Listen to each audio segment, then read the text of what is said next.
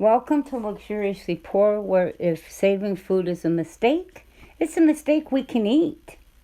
Wish all our mistakes were that good. Now, I almost just had decided against doing this because you see things and you tell yourself you think you're the original person, and you're not. You're not the original person for the recipe. For years, I thought my burritos of potatoes and hot dogs, I thought I had invented it. Because I did for my family. Never heard of them before. But we were so broke one time that all I could afford was a package of hot dogs, and I had a few potatoes at the house. And I always had flour on hand, and so I made some tortillas and made potato and hot dog burritos, only to find out years later lots of people ate that during the Depression. I didn't know that. Well, I had written this recipe down originally for the same reason. Doesn't take a super amount of ingredients to make it. And how many times have you went to go to make chocolate chip cookies or something, and you're sitting there going, oh, there ain't no way there's enough chocolate chips in this bag to make a whole batch of cookies. Or, I don't have enough brown sugar to do all of that. And that's where this kind of a recipe comes in handy.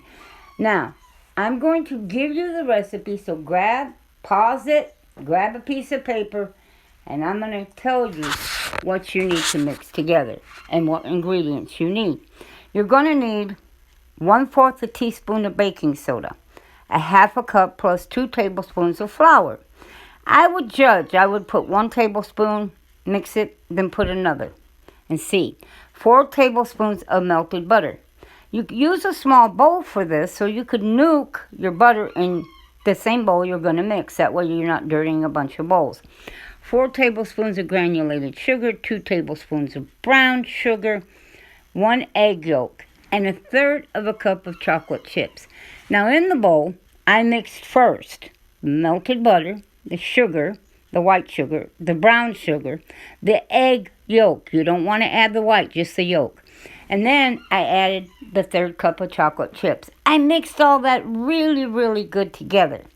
Then I added the half cup of flour, the 2 tablespoons of flour. In this case, it did take the 2 tablespoons, and the 4 teaspoons of baking soda. I actually threw my 1/4 of a teaspoon of baking soda into the wet ingredients, because sometimes it doesn't mix real good in the flour, so I like to just mix it up in the wet ingredients.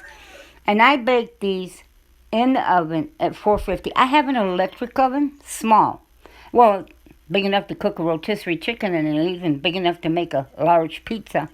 But it doesn't heat the house up as much as a gas oven does, and that's why I like it.